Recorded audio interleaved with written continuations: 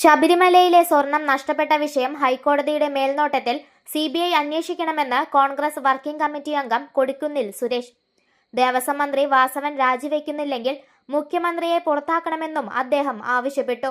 KPCCയുടെ വിശ്വാസ സംരക്ഷണ ജാഥയ്ക്ക് ഗുരുവായൂരിൽ നൽകിയ സ്വീകരണത്തിൽ മറുപടി പറയുകയായിരുന്നു ജാഥ ക്യാപ്റ്റനായ കൊടിക്കുന്നിൽ സുരേഷ്.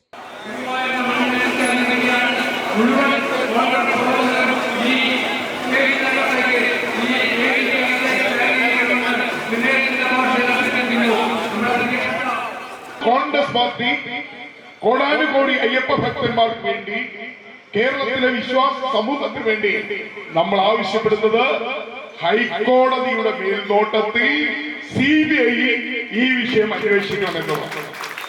അതോടൊപ്പം തന്നെ ദേവസ്വം മന്ത്രി വാസവന് ആ സ്ഥാനത്ത് തുടരാൻ അർഹതയില്ല.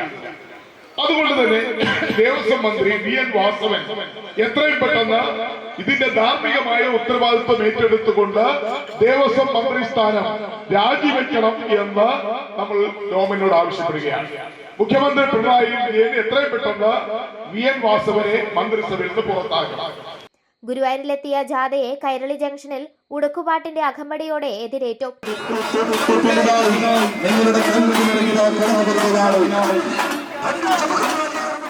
പടിഞ്ഞാറേ നടയിലെ സ്വീകരണ യോഗം AICC general secretary Deepa Das Munshi ഉദ്ഘാടനം ചെയ്തു. DCC പ്രസിഡന്റ് ജോസഫ് ടാജറ്റ് അധ്യക്ഷത വഹിച്ചു.